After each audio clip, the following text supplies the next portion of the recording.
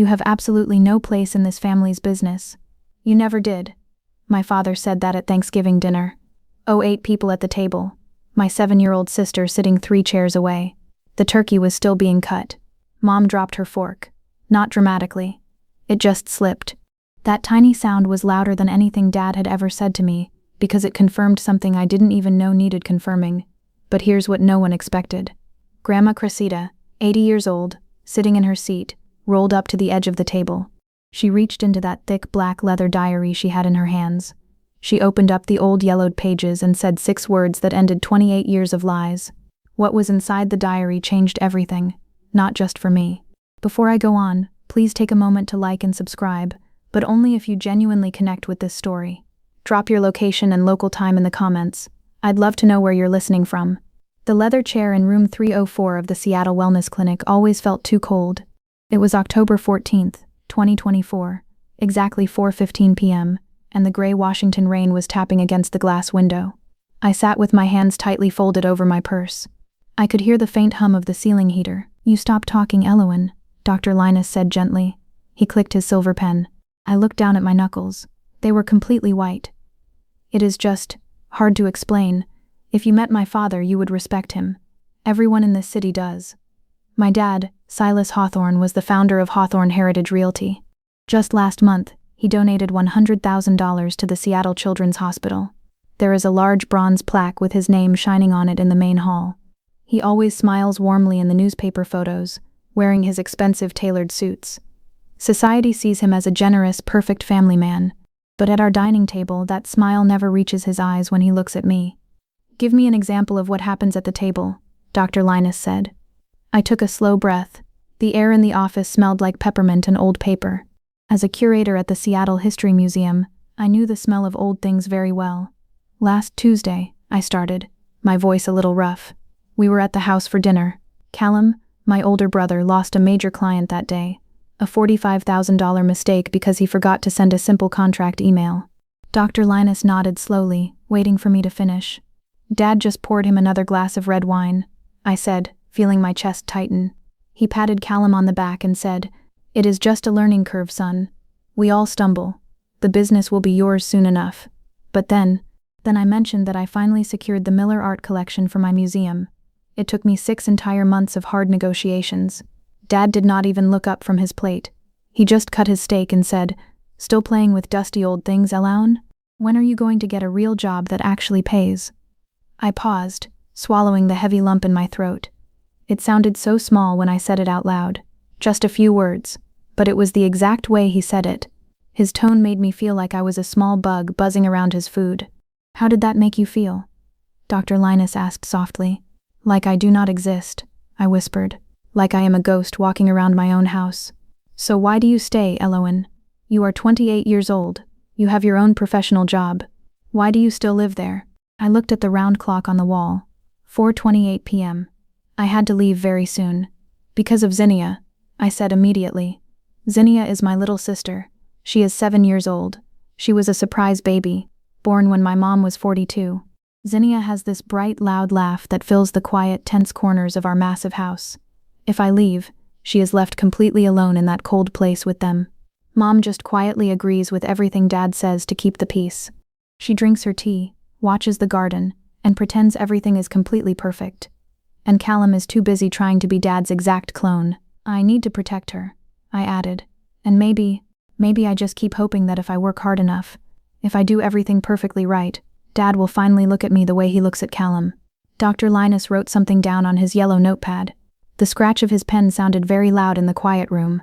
"We cannot control how other people choose to see us, Elowen, even our own parents." I stood up and pulled my coat tighter around my shoulders. "I know, but I have to try." I pulled out my wallet and left $180 in cash on his desk. I could not use our family health insurance. Dad reviewed all the medical bills, and if he found out I was seeing a therapist, he would mock me endlessly for being weak. I walked out of the clinic and straight into the cold rain. The drive to Maplewood Elementary School took exactly 22 minutes. I parked my old 2015 Honda Civic behind a long line of expensive luxury SUVs. When the school bell rang at exactly 5 p.m., Zinnia ran out. She wore a bright yellow raincoat and a huge smile. "Elowen," she yelled, jumping right into my arms. Hey, Bug, I smiled, squeezing her tight. Her hair smelled like apple juice and wet leaves. For just 1 second, the heavy feeling in my chest completely vanished. We drove home together.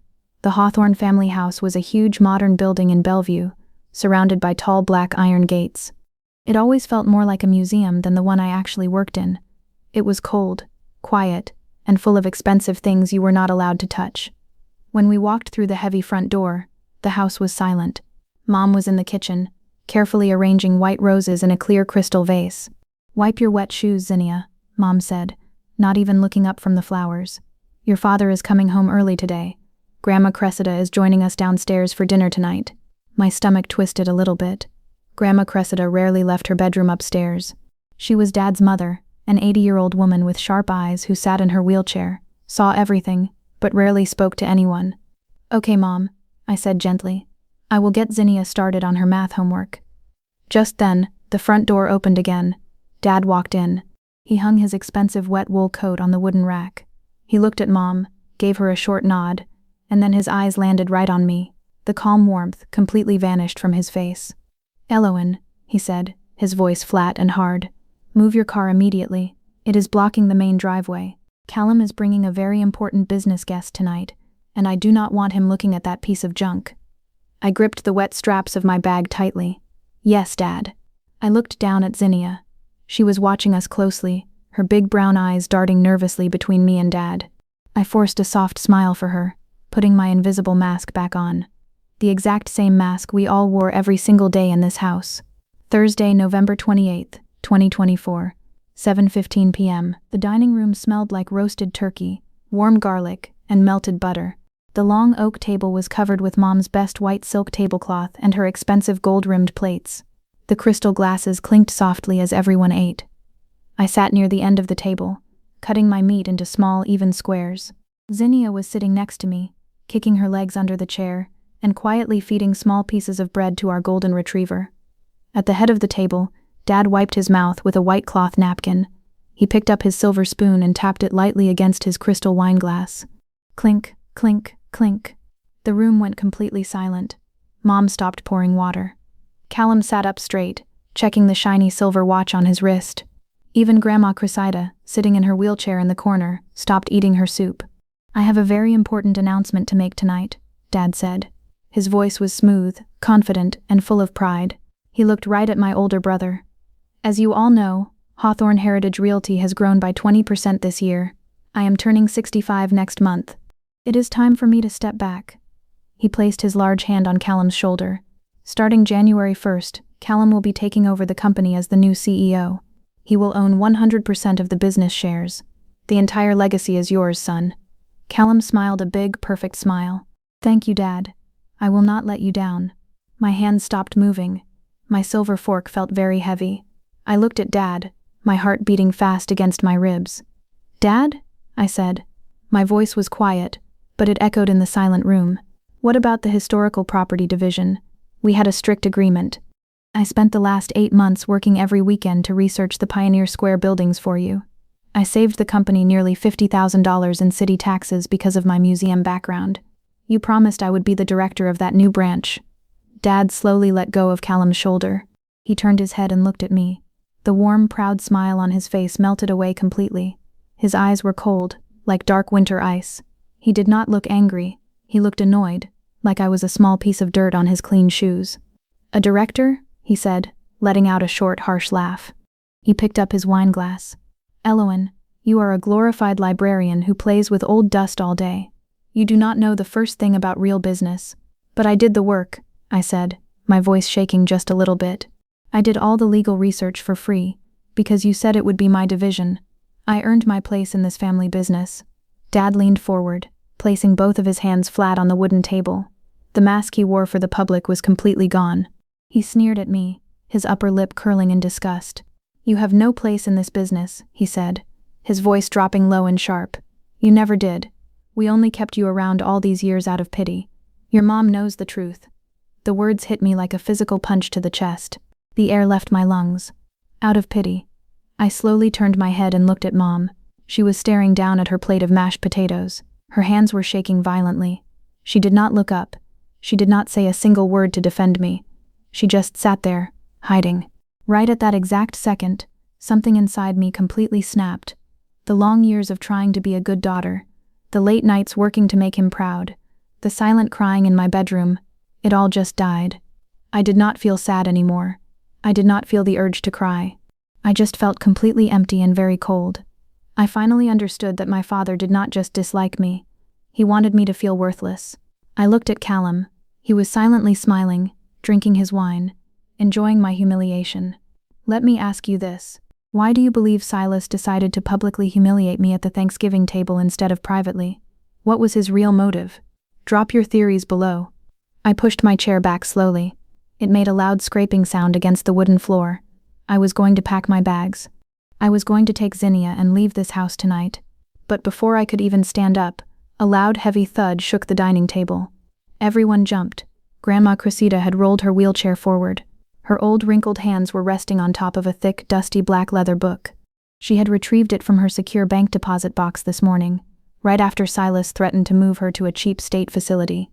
She had slammed it right onto the white silk tablecloth, knocking over a glass of water. The water spilled everywhere, but she did not care. I refuse to hide this anymore, Grandma Cressida said. Her voice was raspy, but it was louder and stronger than I had ever heard it. Mom gasped loudly. She covered her mouth with both hands and started to cry, her tears falling fast down her cheeks. The water from the knocked-over crystal glass dripped off the edge of the table. Drip, drip, drip. It hit the expensive oak floor, making a soft ticking sound in the dead silence. "Shut your mouth, Mother," Dad said. His voice was no longer smooth. It was a sharp, dangerous whisper. He grabbed the edge of the wooden table so hard his knuckles turned completely white. His tailored suit suddenly looked very stiff. Grandma Cressida did not blink. She slowly opened the heavy black leather cover. The thick pages were yellow, and smelled like dried ink and old basement dust. Mom was crying harder now, hiding her face in her shaking hands. Her diamond ring sparkled under the chandelier light. "Please, Silas, do not do this," she begged, her voice muffled and broken. "Ignatius wrote everything in here before he passed away in 2013, Grandma Cressida said, ignoring them both. She looked directly into my eyes. Her gray eyes were wet but very steady. "Your grandpa Ignatius could not take the heavy guilt to his grave, and neither can I." I stood frozen by my chair. My heart was beating so fast and loud I could hear it echoing in my ears. "What guilt, Grandma?" I asked quietly. Dad took a heavy step toward her wheelchair. "I am warning you, Cressida. Stop talking right now." "What are you going to do, Silas?" Grandma snapped, turning her head sharply to face him. "Put me in a cheaper nursing home? You already took everything else." She looked back at me, softening her voice. "Elowen, 28 years ago my oldest son Evander died in a terrible car accident on Highway 99. 2 months later you were born." The dining room started to spin. I grabbed the back of my chair to keep my balance. "Evander?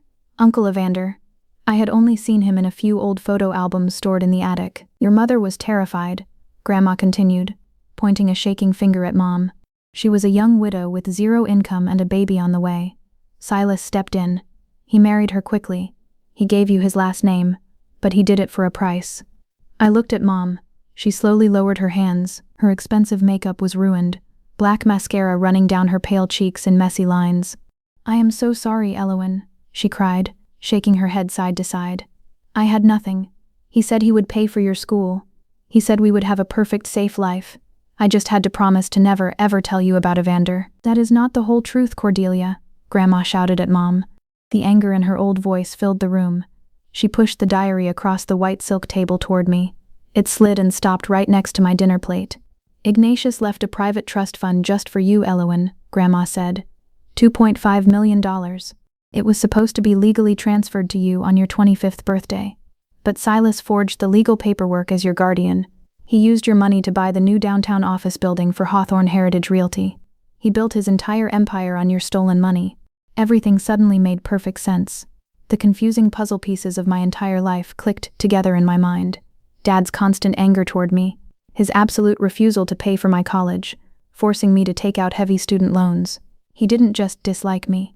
I was a walking, breathing reminder of the older brother he was deeply jealous of, and a living legal threat to his business. Callum stood up from his chair. His face was pale, but he quickly walked over and stood right behind Dad's shoulder. "Is this true?" Callum asked, looking at him. Dad straightened his red tie. He took a deep breath, forcing his invisible mask back on his face. It was a business loan, Dad said coldly. Evander left this family with massive debts. I saved this family. I fed you, Elowen. I put a roof over your head. You owe me. He reached his long arm across the table to grab the diary. But my hand moved faster. I snatched the heavy book and pulled it tight against my chest. The old leather felt rough against my skin. For the first time in my entire life, I did not look down at the floor when Silas stared at me. I did not cry. The fear and sadness that had lived in my stomach for 28 years completely vanished. It was replaced by a cold, sharp focus. I was a museum curator. I handled old, faded historical documents for a living. I knew exactly how to trace financial records, verify legal signatures, and find hidden truths in old paper. He had picked the wrong girl to steal from. "Get your coat, Zinnia," I said calmly. My voice did not shake at all. Zinnia jumped out of her chair immediately. She grabbed her yellow raincoat and held my free hand tightly. "If you walk out that door, Elowen," Silas said, his voice echoing in the large room, "you are never coming back. You will get absolutely zero from me." "I do not want anything from you," I said, holding my real father's diary tight against my heart. "I am just going to take back what is already mine."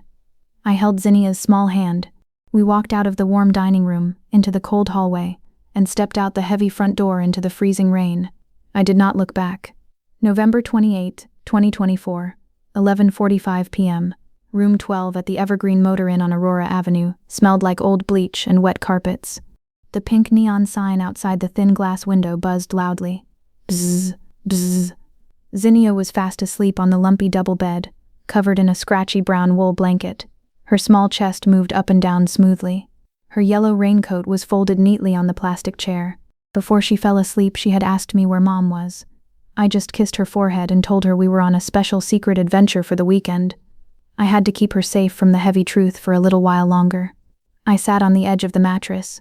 My hands were freezing. I placed Grandpa Ignatius's black diary on my lap. I opened my phone. The glass screen was cracked in the top left corner. I opened my Chase Bank app. Total balance, $942.15. My next paycheck from the Seattle History Museum was not coming for 8 more days. Rent for a normal 2-bedroom apartment in Seattle required a security deposit of at least $2,500. My heart squeezed tightly. I took a deep, slow breath. Crying would not pay for Zinnia's breakfast, and it would not pay for a safe place to live. I turned on the small desk lamp. The yellow light hit the thick pages of the diary. As a museum curator, I handled historical texts every single day. I knew exactly how to read old, messy handwriting. I ran my finger down Grandpa Ignatius's faded blue ink from 1998. May 14, 1998. Evander's life insurance and my personal bonds are secure. The trust fund for Elowen is set at $2,500,000. Account number 44908804 at Pacific Northwest Bank. Silas is the guardian, but the money is legally locked until her 25th birthday in 2021. But underneath that, in a shaky, messy handwriting dated March 2013, just months before Grandpa Ignatius died, he wrote, "Silas lied. He forged the transfer papers. He used Elowen's money to buy the 4th Avenue commercial building for his company. I found the fake signature. God forgive my cowardice for not stopping him. A forged signature in 1998. That was 26 years ago. Pacific Northwest Bank was bought by a massive national bank 10 years ago. Finding those old paper records would be like finding a needle in a giant metal haystack. But Silas forgot one very important thing. He thought my job was just playing with old dust. He did not realize that tracing lost documents, finding missing legal records, and connecting broken historical timelines was my actual profession. The next morning, Friday, November 29, 9 a.m., I dropped Zinnia off at her elementary school. I hugged her a little tighter than usual, feeling the warmth of her small arms. I bought a cheap $2 black coffee from a gas station and drove my old Honda straight to the King County Hall of Records in downtown Seattle. The basement level of the records building was freezing and smelled like old cardboard boxes. I walked past long rows of tall metal shelves until I found desk 4. Orion Vance was sitting there, typing fast on his dusty black keyboard. Orion was the head city archivist. He was 32 years old, always wore a faded green sweater, and drank too much strong black tea. We had worked together for 6 months on the Pioneer Square Museum project. He was quiet, obsessed with facts, and completely hated small talk. "Elowen," Orion said, not even looking up from his bright computer screen. "You are missing the museum board meeting this morning." "I need a massive favor, Orion," I said, putting my gas station coffee down on his messy desk. "And it has to be completely off the official record." He finally stopped typing and looked up at me. He saw my tired eyes and my wrinkled clothes from sleeping in the motel. He pushed his thick black glasses up his nose. He did not ask if I was okay. He just looked at the heavy diary in my hands. "What kind of favor?" I opened Grandpa Ignatius's diary to the page from 2013. I pointed directly to the bank account number. "I need to find a sealed probate court record and a falsified trust release form from August 1998, I said smoothly, keeping my voice very professional. "For the commercial building at 800 4th Avenue. Orion frowned. He picked up his yellow pencil and tapped it against his desk. 1998. That is all old paper archives, Elowen. Stored in the deep underground facility in Kent. It takes 3 weeks to get a box pulled. And if you want the private banking records, you need a judge to sign a court order." "I do not need the private bank records yet," I explained quickly, stepping closer to his desk. "I just need the falsified trust release form for the 4th Avenue building. If Silas bought a $2.5 million building in 1998, he had to file a formal release to the county court to break the trust. The forged signature will be attached to that falsified court document. Those older probate records were unsealed during the 2010 digital archiving project. No court order needed." Orion looked at the old blue ink in the diary, then looked up at my face. He did not give me a pitying look. He just respected the logic of the puzzle. "Give me 48 hours, Orion said quietly. He wrote the 4th Avenue address down on a yellow sticky note. "But Elowen, listen to me. If Silas Hawthorne's corporate lawyers catch us digging into his old commercial deeds, you will lose your job at the museum. The Hawthorne family donates $50,000 a year to your art gallery. They will crush you." "I do not care about his money anymore," I said. My voice was rock solid. "Just find the paper, Orion." Monday, December 2nd, 2024, 8:15 a.m. The weekend at the motel was very hard, but we survived. On Sunday afternoon, I found a small basement room to rent in an old blue house on Queen Anne Hill. It belonged to a retired schoolteacher named Mrs. Abernathy. She charged me $600 a month in cash. The room only had one tiny window near the ceiling, and the pipes in the wall made a loud clanking sound, but it was warm. More importantly, Silas did not know where we were. I dropped Zinnia at school and took the city bus to the Seattle History Museum. At 12:30 p.m. my phone buzzed on my desk. The screen flashed my mother's name. She never called me during work hours unless Silas told her to. I let it ring 3 times before I finally picked up.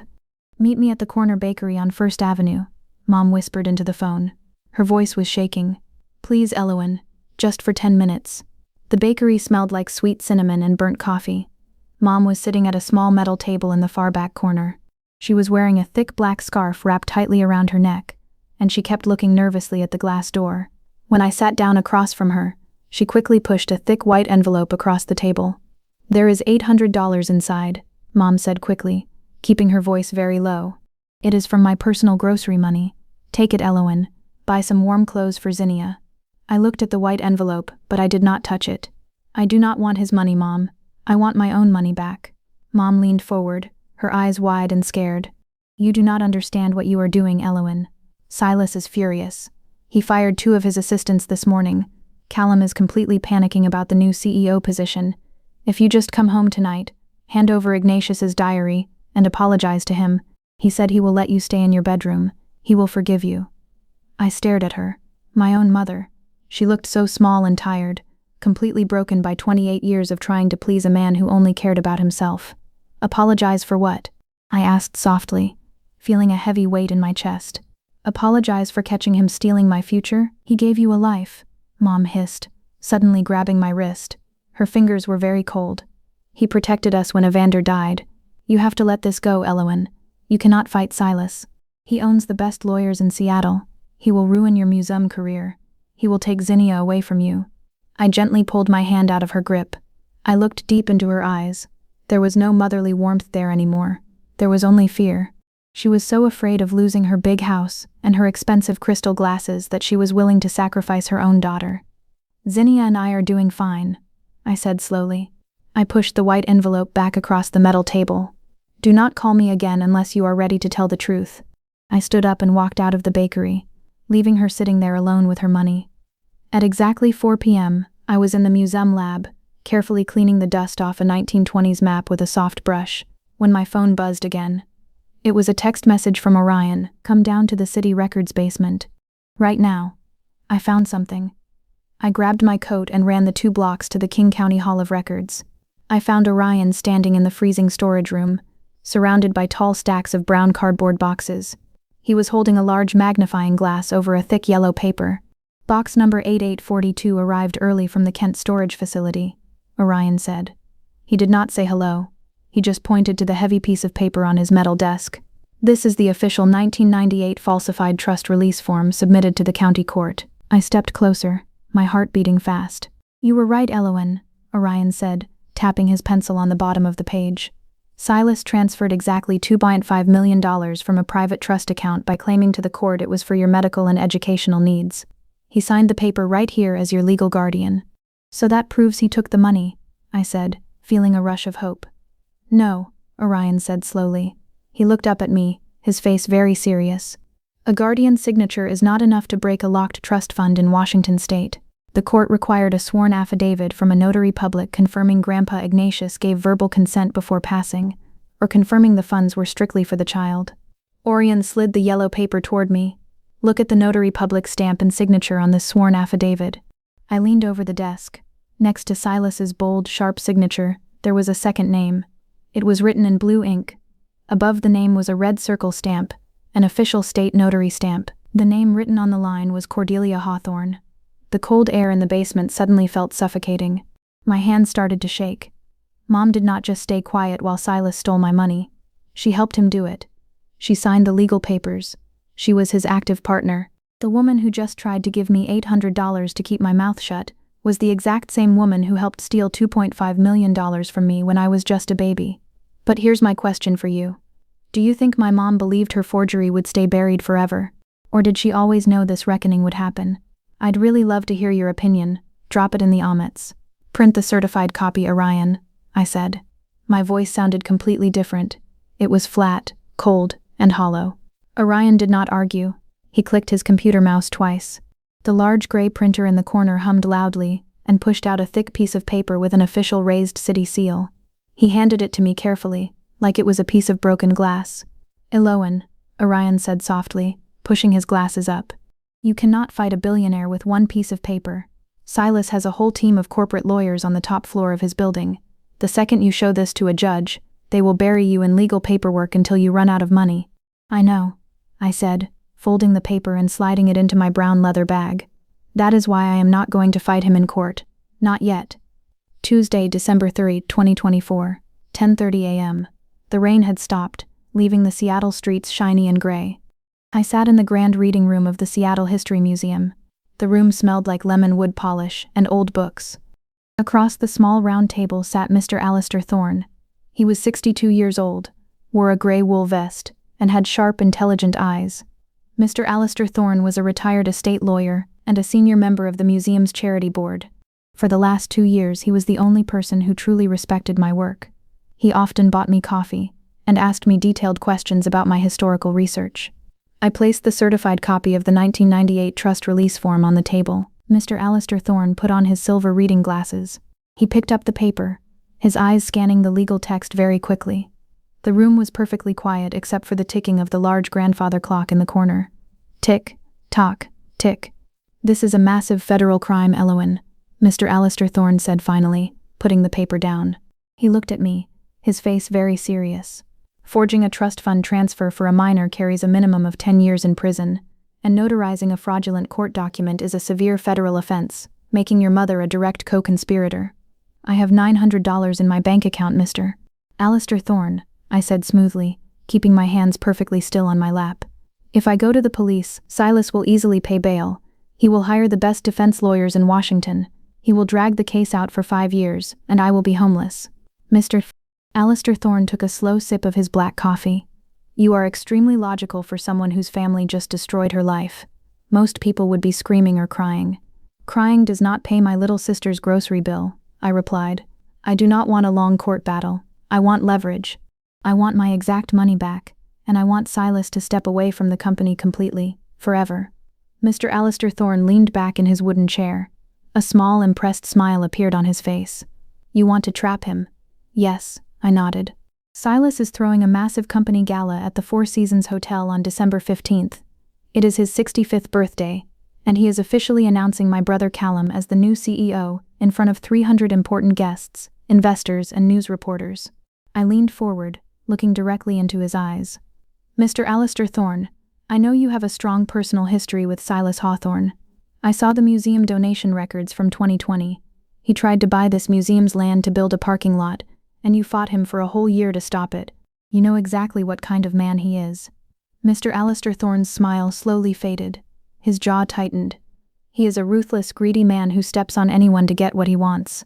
Help me draft the legal surrender documents, I said, my voice steady.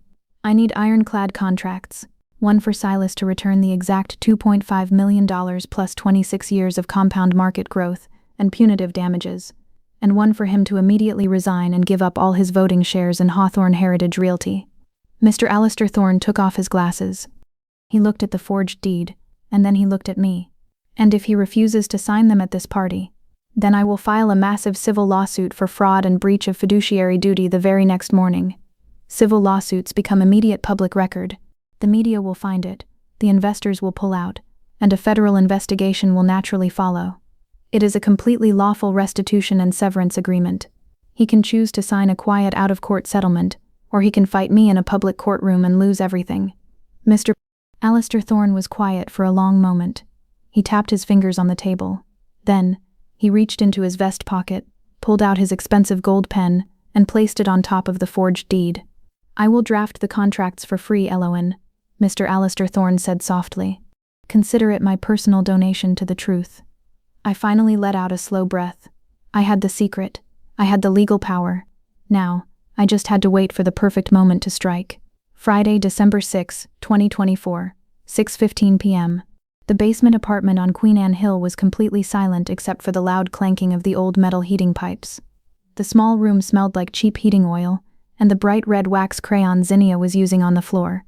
I sat at the tiny folding table, staring at my laptop screen. My bank account balance was now $312.40.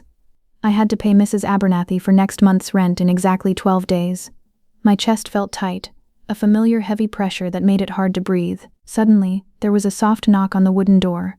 Zinnia jumped up from the rug, her eyes wide. She hid behind my chair. I stood up slowly, keeping my body between her and the door. It is Orion, a quiet voice said from the hallway. I let out a long breath and unlocked the deadbolt. Orion stood in the cold hallway, wearing his faded green sweater. His glasses were fogged up from the freezing Seattle rain. In his hands he held a large flat cardboard box that smelled amazing. I bought a large pepperoni pizza, Orion said, not making a big deal out of it. I figured Zinnia might be tired of eating canned soup. Zinnia peeked out from behind my legs. A huge smile spread across her face. Pizza, she cheered, running to the small kitchen counter to grab paper plates. I looked at Orion. My eyes burned a little bit, but I blinked the tears away quickly. In my entire life, my real brother Callum had never once brought me dinner. He had never checked to see if I was warm or safe. But Orion, a guy I just worked with at the city archives, was standing here in the freezing rain to make sure a 7-year-old girl had a hot meal. Thank you, I whispered, taking the warm box from his hands. Mr. Alistair Thorne sent me, Orion replied, pulling a thick yellow folder from his wet backpack. He placed it carefully on the folding table, away from the pizza grease. These are the final legal surrender documents, 22 pages. He drafted them exactly how you asked. While Zinnia happily ate her pizza on the floor, I opened the folder.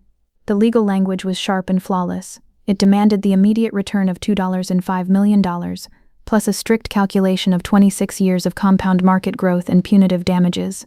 The second document was a total transfer of power. If Silas signed it, he legally resigned as CEO of Hawthorne Heritage Realty and gave up all his voting shares.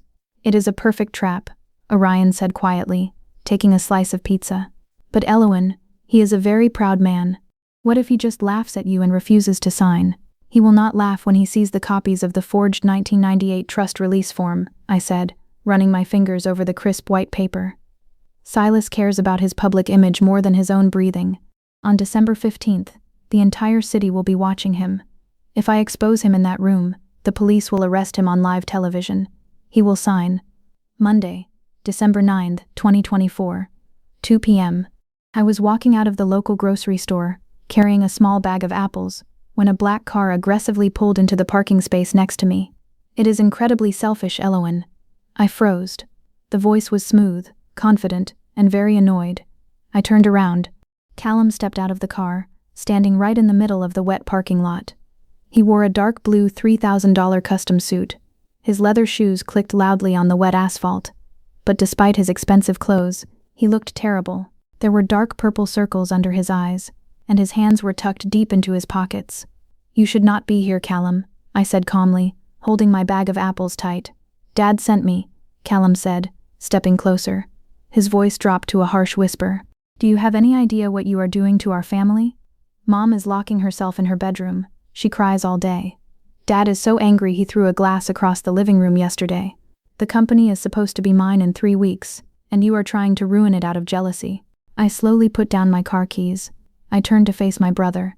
I looked at his expensive watch, his perfect hair, and his nervous, shifting eyes. "I am not ruining anything, Callum," I said. My voice was completely flat. "Silas stole $2.5 million from me. Mom helped him do it. You sat at that table and smiled while he told me I was worthless." "It was just business," Callum snapped, his face turning red. "Dad saved us. You think you are so perfect, sneaking away like a victim. We gave you everything.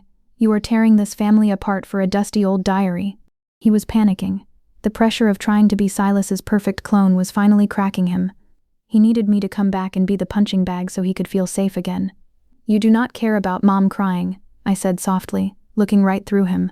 "You are just terrified that if Dad loses control, you will have to actually work for a living instead of having everything handed to you." Callum's mouth opened, but no words came out. His hands curled into tight fists. "Go back to your office, Callum," I said, opening my car door. "And tell Silas I will see him at his birthday gala on the 15th. Tell him to wear a nice suit."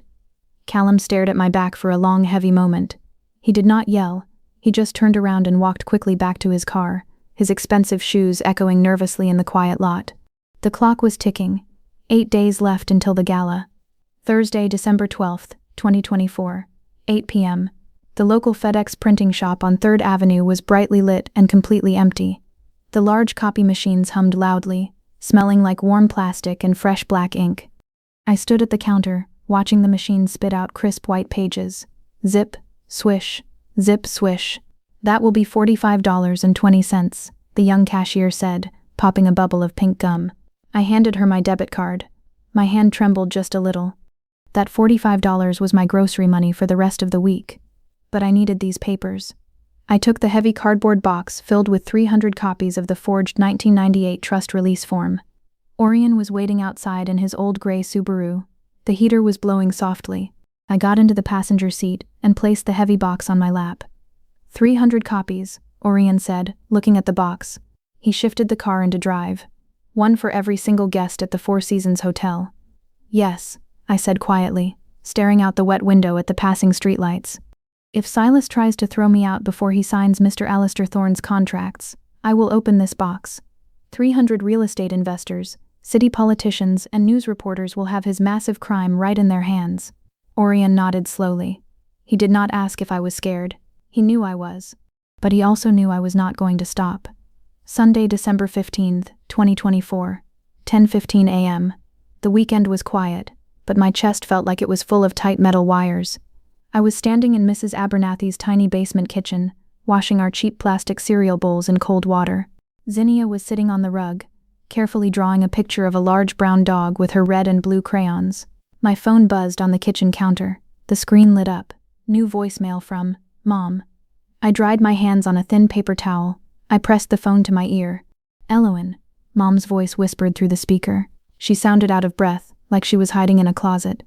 "Elowen, please listen to me. Your father, his blood pressure was very high last night. The doctor had to come to the house. He is under so much extreme stress because of you." She paused, sniffing loudly. "You are breaking his heart, Elowen. He loves you in his own way. He gave you a safe home.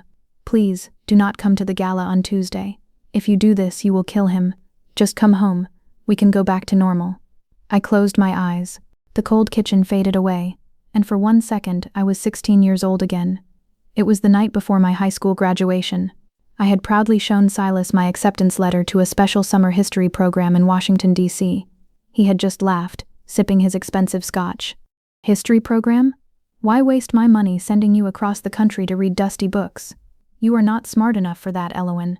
Stay here and help your mother with the garden. I felt so small that night. I cried in my bedroom until my eyes were completely swollen. I had believed him. I had actually believed I was not smart enough. But I was not that 16-year-old girl anymore. I opened my eyes. I looked at my phone screen. I did not text her back. I did not call her to argue. I just pressed the red delete button. The voicemail disappeared forever. Monday, December 16th, 2024, 7:30 p.m. The night before the party. Mr. Alistair Thorne met me at a small, quiet coffee shop near the museum. He wore a thick brown winter coat and held a smooth black leather folder. He slid the folder across the small wooden table. "The final contracts, Mr. Alistair Thorne said, his voice low and serious. "I added a special legal clause. When Silas signs this, he legally agrees not to sue you, harass you, or contact you or Zinnia ever again. If he breaks that rule, the contract instantly files the civil lawsuit in federal court." I opened the folder. The white pages looked perfectly clean and sharp. It was a flawless trap. "How do I get inside the hotel?" I asked, taking a sip of my plain black tea. "Silas hired private security guards for all the doors." Mr. Alistair Thorne smiled. It was a very sharp, clever smile. He reached into his coat pocket and placed a shiny gold card on the table. It had my name printed on it in elegant black letters. Elowen Hawthorne, VIP guest. "I am a senior board member of the city's largest charity museum," Mr. Alistair Thorne said softly. "I get a +1 to every major event in Seattle. You are walking through the front door as my personal guest. The security guards will not stop you." I looked at the shiny gold card. My heart started beating so fast I could feel it in my throat. 28 years of being invisible. 28 years of eating their insults, wearing their fake smiles, and feeling like I was nothing but a heavy burden. Tomorrow night, all of that was going to end. I picked up the gold card and put it in my bag. "Thank you, Mr. Alistair Thorne." "Get some sleep, Elowen," he said gently, standing up from his chair. "Tomorrow is going to be the longest night of your life." Tuesday, December 17th, 2024, 4:30 p.m. The small basement room on Queen Anne Hill was freezing. Outside, the heavy Seattle rain was pouring down, hitting the tiny glass window with a loud, fast rhythm. Rat-tat-tat. I stood in front of the small, cracked bathroom mirror. I did not have a credit card to buy a $2,000 silk evening dress. I did not have a professional makeup artist coming to fix my face, like Mom always had before these big parties. Instead, I wore my work clothes. I put on a sharp, tailored black blazer and matching black trousers. I stood in the tight kitchen and ironed them until the fabric lines were completely straight and perfect. I tied my dark hair back into a tight, neat bun. No expensive diamond necklaces. No heavy fake eyelashes. I looked at my reflection. I did not look like Silas Hawthorne's weak, quiet daughter tonight. I looked exactly like a professional museum curator who was ready to dissect a historical fraud. At 5:45 p.m., I walked upstairs and knocked on Mrs. Abernathy's wooden door. The hallway smelled like baked apples and warm cinnamon. Mrs. Abernathy opened the door with a kind smile. She was wearing a thick purple sweater. "Come in, Elowen," she said softly. Zinnia was already sitting on Mrs. Abernathy's floral sofa, happily watching a cartoon about penguins on the small television. "I am going to work for a few hours, Bug," I said, kneeling down so my eyes were exactly level with hers. I touched her warm cheek. "You listen to Mrs. Abernathy, okay? And do not eat too many cookies before bedtime." Zinnia wrapped her small arms around my neck and hugged me tight. "Okay, Elowen. See you later." I handed Mrs. Abernathy 2 crumpled $20 bills from my thin wallet. "Thank you for watching her tonight," I whispered. "Keep the front door locked, please." "Do not worry about a single thing, dear," Mrs. Abernathy smiled, patting my shoulder. "Take all the time you need." At 6:30 p.m., I walked out into the cold rain. Orion was waiting by the curb in his gray Subaru. The engine was running, making a low rumbling sound. I opened the back door and carefully placed the heavy cardboard box inside. The box contained 300 copies of the forged 1998 trust release form. It weighed almost 20 pounds. I got into the front passenger seat and wiped the cold rain from my forehead. "Are you ready?" Orion asked quietly. He was holding the steering wheel tight. "Yes," I said, staring straight ahead at the wet street. Drive to the Four Seasons. The drive took 25 minutes because of the heavy downtown traffic. The city was glowing with bright red and white car lights. My stomach felt completely empty, but my mind was very clear. Every single detail, every legal document, and every possible escape route was mapped out in my brain.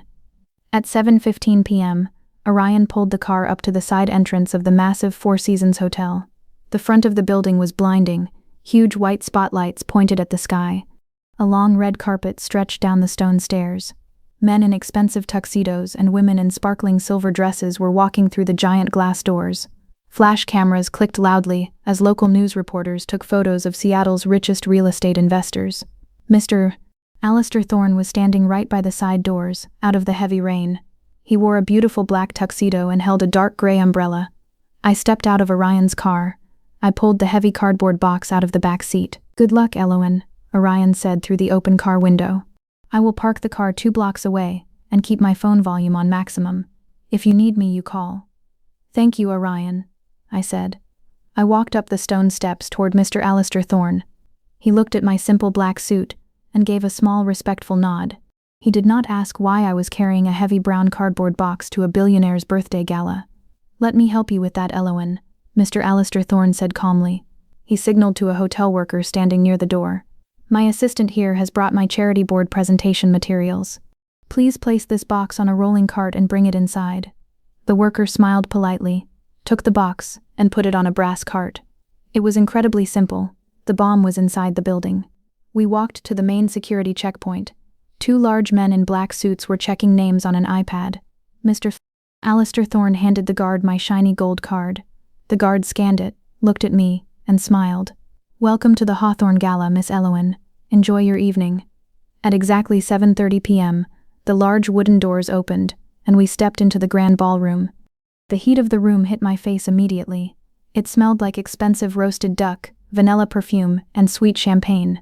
Above us, 3 massive crystal chandeliers glowed with thousands of bright lights.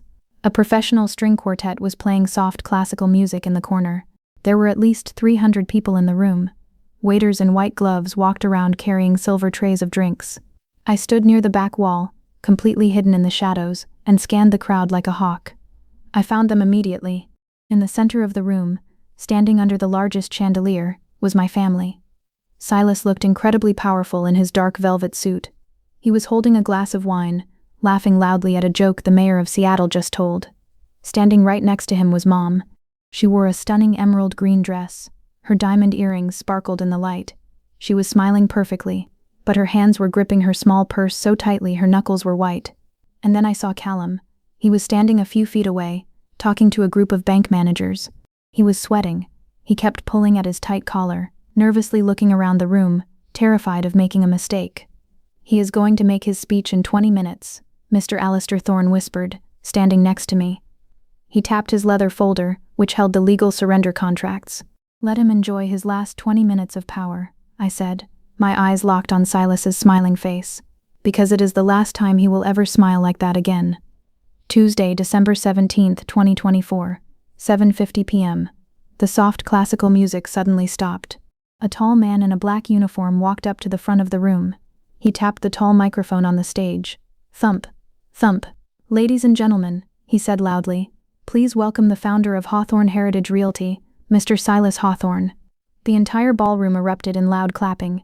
300 people put down their champagne glasses and turned to the bright stage. Silas walked up the wooden stairs. He looked completely relaxed, smiling warmly at the crowd. He adjusted his dark velvet suit, leaned into the microphone, and waited for the clapping to stop. "Thank you," Silas said. His deep voice echoed perfectly across the huge room. 40 years ago, I started this company with nothing but a small desk and a big dream.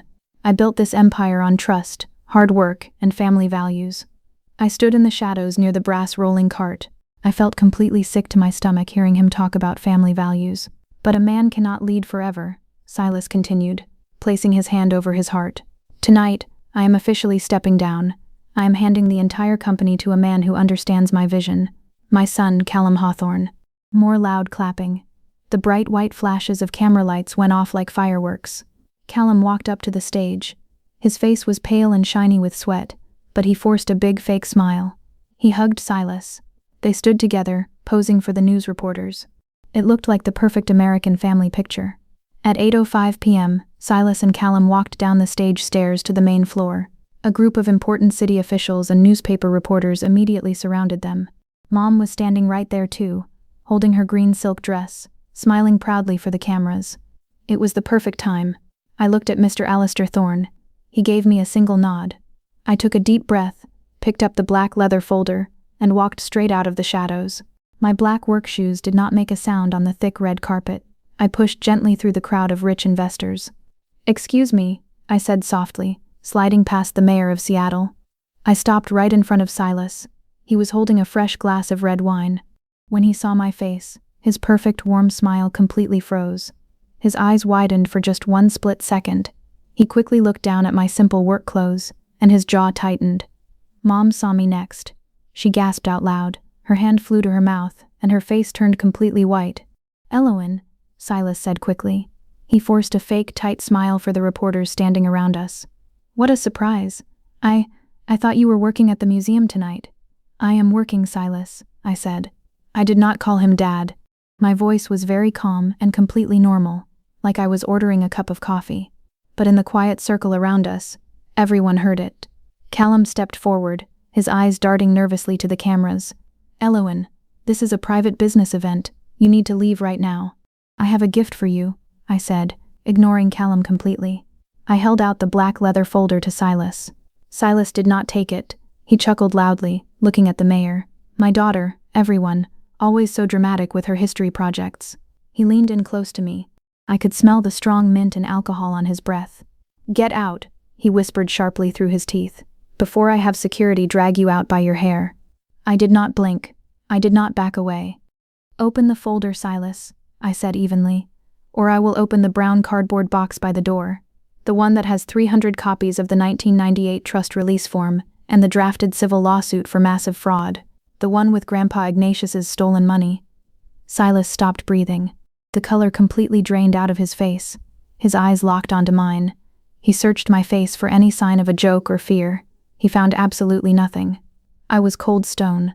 What is she talking about, Silas?" the mayor asked, looking confused. The reporters were watching very closely now. A woman from the Seattle Times even held her small voice recorder a little closer. Silas swallowed hard. His hand was shaking so badly that the red wine in his glass spilled over the edge, dripping onto his expensive velvet sleeve. Drip, drip. It is just a private family matter," Silas stammered, his voice suddenly sounding very weak and old. He snatched the black folder from my hands. He opened it quickly. I watched his eyes scan the sharp legal words Mr. Alistair Thorne had written. I watched him read the demand for the return of the $2.5 million. And then, I watched him read the final page. The page where he had to resign as CEO tonight and walk away with nothing.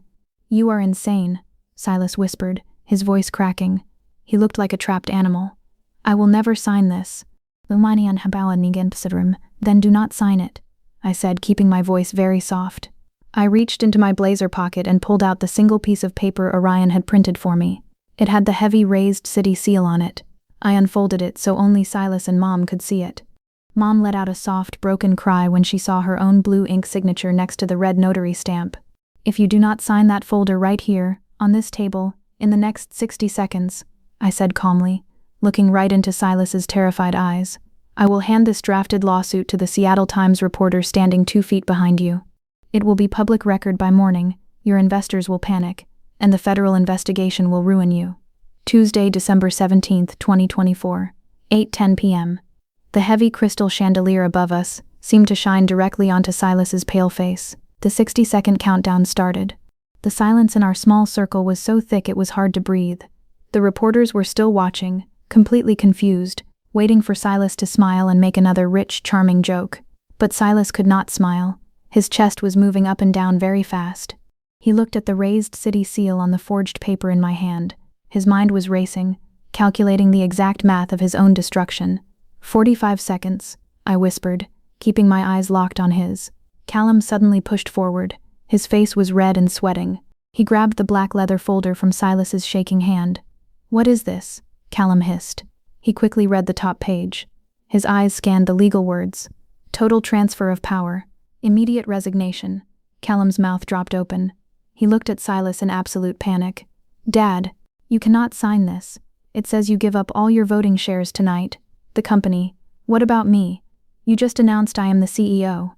Silas did not even look at his golden son. The mask of the perfect loving father was completely gone. The only thing left was a scared, greedy man who was trying to save himself from a federal prison cell. Shut up, Callum, Silas snapped, his voice rough and bitter. But Dad, my position. I said shut your mouth, Silas hissed loudly. A few investors standing near the mayor took a slow step backward. They heard the anger. The polite, charming Silas Hawthorne they knew was cracking right in front of them. Mom stepped closer to Silas. She gently touched his velvet sleeve with her shaking hand. Silas, she whispered, tears falling down her cheeks, ruining her expensive makeup. Please. The police, the cameras are right there. Just do what she wants. 30 seconds, I said smoothly. My voice did not shake.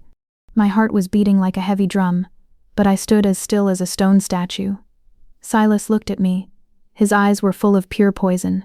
You think you won? He whispered quietly, leaning in so the reporters could not hear. You are taking my money, Elowen, but you will never have a real family. You are going to be completely alone for the rest of your sad life. I have been completely alone in your house for 28 years, Silas, I replied softly. This changes absolutely nothing. I looked at the silver watch on my wrist. 15 seconds. I am going to call the reporter from the Seattle Times over now. I raised my left hand to wave at the woman with the voice recorder. Wait, Silas choked out. He swallowed hard. The proud billionaire was completely broken. Give me a pen. Mr. Alistair Thorne silently stepped out of the shadows. He reached into his tuxedo jacket and handed Silas his expensive gold pen. Silas walked over to a small, tall cocktail table covered with a white silk cloth. His hand was shaking so badly he knocked over an empty champagne glass. It fell to the carpet with a soft thud. He leaned over the table, opened the black leather folder, and quickly signed his name on the bottom of all 3 pages. Scratch, scratch, scratch. Every time the pen moved, it legally erased his control over the company he had stolen from me. Mom covered her face and cried quietly. Callum just stood there staring at the floor, completely realizing that his perfect rich life was over. He would actually have to get a real job now. When Silas finished, he threw the gold pen hard onto the table. He did not say a single word to me. He turned his back, pushed roughly past the mayor, and walked fast toward the hotel exit. He left his own birthday party without looking back. Mr. Alistair Thorne stepped forward and carefully picked up the black folder. He checked the signatures, closed it, and gave me a very small, proud nod. It was legally binding. The $12.5 million, representing the original amount plus 26 years of compound market growth and punitive damages, would be transferred into my bank account by Friday.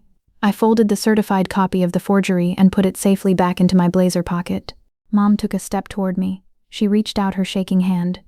Elowen, she cried gently. Elowen, please, where will I go? I looked at her. I did not feel angry anymore. I just felt completely exhausted. You made your choice in 1998, Cordelia, I said quietly. You chose his money over your own daughter. You have to live with that choice now. I did not wait for her to answer. I turned around and walked away from the flashing cameras, away from the warm chandeliers, and away from the people who shared my DNA. I walked out the heavy glass doors of the Four Seasons Hotel and stepped out into the freezing December rain. Orion was parked exactly 2 blocks down First Avenue. I walked to his gray Subaru and opened the passenger door. The heater was blowing hot air. It felt amazing. I sat down and let out a long, heavy breath. Orion put the car in drive. He looked at me for a second. Are you okay? Yes, I said, leaning my head against the cold window. I closed my eyes. Take me home to Zinnia, Orion. Sunday, March 14th, 2025, 10:30 a.m. The new 3-bedroom house on Cherry Lane in the Magnolia neighborhood smelled like fresh yellow paint and sweet maple syrup. The morning sun was shining brightly through the large kitchen windows, warming the clean wooden floors. It had been exactly 3 months since the birthday gala at the Four Seasons Hotel. Real life does not magically fix itself overnight just because you win a battle. The weeks after the party were filled with endless, exhausting legal meetings. Silas's corporate lawyers tried to find a loophole in Mr. Alistair Thorne's contracts, but they completely failed. On January 5th, the exact sum of $12.5 million, the original $2.5 million plus 26 years of compound market growth and punitive damages, was legally transferred into my new private bank account. I did not buy a flashy sports car. I did not buy a massive cold mansion with black iron gates.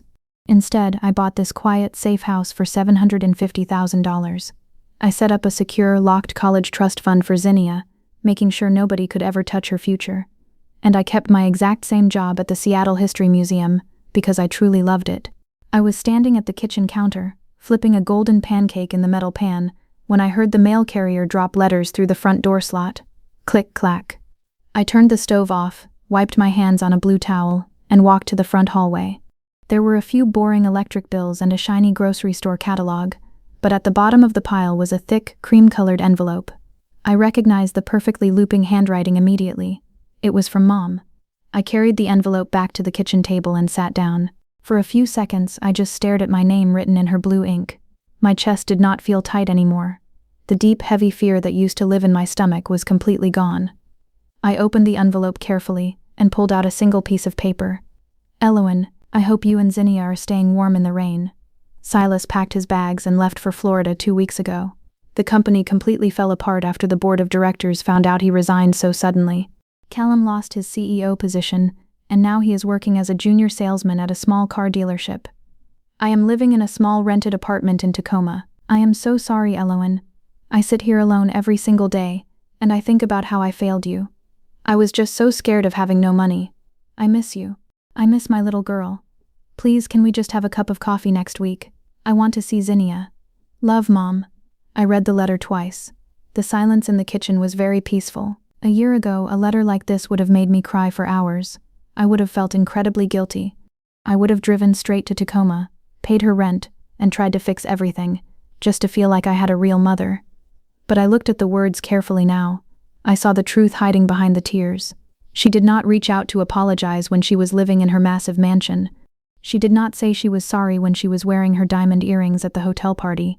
She was only apologizing now because Silas was gone, the money was gone, and she was finally feeling the exact same loneliness she had forced me to live in for 28 years. I did not feel angry. I just felt a quiet, human sadness for her. I took my phone out of my pocket. I did not write a long, emotional paragraph. I did not scream at her. I just opened my banking app, transferred $1,000 to her old bank account so she could buy groceries, and then I blocked her phone number. I took her letter, folded it in half, and dropped it straight into the metal recycling bin. Just then the front doorbell rang. I will get it, Zinnia yelled happily, running down the stairs in her dinosaur pajamas. I followed her to the door. Zinnia pulled it open. Orion was standing on the front porch. He was wearing his usual faded green sweater, but it was covered in dry spots of yellow paint from helping us decorate Zinnia's room yesterday. He was holding a large white cardboard box from the corner bakery. I brought fresh blueberry muffins, Orion smiled, pushing his thick glasses up his nose. Yay, muffins, Zinnia cheered, grabbing his hand and pulling him inside the warm house. I watched them walk into the kitchen. Orion was not related to me by blood. Mr. Alistair Thorne, who called me every Friday just to ask about my museum projects, was not my real grandfather. Mrs. Abernathy, who still came over on Sundays to read books with Zinnia, was not my real aunt. But as I closed the heavy front door, locking the cold air out, I realized something very important. I walked into the kitchen. Orion was already pulling 2 white ceramic mugs from the cupboard. He knew exactly where everything was because he had helped me build these cabinets last month. I brought the dark roast coffee, Orion said, putting the mugs on the kitchen counter. The one you liked from that little shop near the museum. You did not have to do that, I smiled, feeling a deep, quiet warmth spread through my chest. Zinnia was sitting at the wooden table, peeling the paper off a giant blueberry muffin. Orion, she asked with her mouth completely full, are we still going to the park to feed the ducks today? Only if you finish your math homework first, Bug, Orion teased, tapping her nose gently with a clean finger. I stood by the kitchen island watching them. In the Hawthorne house, the dining table was 20 feet long, made of heavy, expensive glass, but nobody ever laughed there. We ate in complete silence, terrified of making a mistake, terrified of breaking the fake, perfect image Silas demanded. Here my kitchen table was small, bought secondhand from a local thrift store. It had a small scratch on the corner, but it was surrounded by noise. It was surrounded by real life. I walked over and sat down next to Zinnia. Orion handed me a hot mug of coffee. The steam curled up in the morning light, smelling perfectly like roasted beans and cinnamon. Mr. Alistair Thorne texted me this morning, Orion said quietly, taking a seat across from us. He wiped a small spot of yellow paint off his glasses. He said the museum board officially approved your new historical exhibit for the summer, the one you proposed about the forgotten female workers of early Seattle. I took a slow sip of the coffee. It tasted rich and perfect. I know. He called me last night to tell me. He is actually coming over for dinner on Sunday to celebrate. Mrs. Abernathy is baking her famous apple pie for us. Orion smiled broadly. That sounds like a perfect Sunday. I leaned back in my wooden chair. I looked at the people sitting at my table. I looked at the bright yellow walls we had painted together, the messy pile of Zinnia's crayons on the counter, and the warm sunlight filling the room. For 28 years I lived in a massive mansion that felt like a freezing icebox. I believed that if I just worked harder, if I just stayed quiet and took the pain, my parents would eventually see my value. I thought I owed them my absolute loyalty just because we were born into the same house. But looking back, the truth was as clear as the glass in my window. Real love does not require you to wear a fake mask. It does not hand you a bill for every meal you eat. It does not force you to hide your own light just to make someone else feel powerful. Silas and Mom made their choices. They chose pride, greed, and a perfectly fake public image. They built an empire on lies, and when the lies finally broke, their empire collapsed into dust. Now they had to sit in the cold silence of their own making. I made my choice too. I looked at Zinnia, who was happily telling Orion a very long, messy story about a cartoon penguin she saw on television. I looked at Orion, who was listening to her with complete, genuine attention, nodding seriously at all the right parts. We did not look alike. We did not share a history of expensive vacations, gold-rimmed plates, or massive trust funds. But when I was standing in the freezing rain with absolutely nothing, when my whole world was falling apart, these were the people who held the umbrella. I wrapped both of my hands tightly around the warm coffee mug. I closed my eyes for just 1 second. I listened to the beautiful, messy, unscripted sound of my little sister's bright laughter echoing in the kitchen. I did not need to run anymore. I did not need to fight for a seat at a table where I was never wanted. I had built my own table. The gray rain was still falling heavily on the wet streets of Seattle, tapping against the glass windows just like it always did. But for the very first time in my entire life, I was finally safe on the inside. If this story felt familiar to you, leave a comment. Not about my situation, about yours. What was your Thanksgiving revelation moment? And if you desire more stories like this, there's another in the description, which I truly think you should hear. Thank you for listening today. See you next time.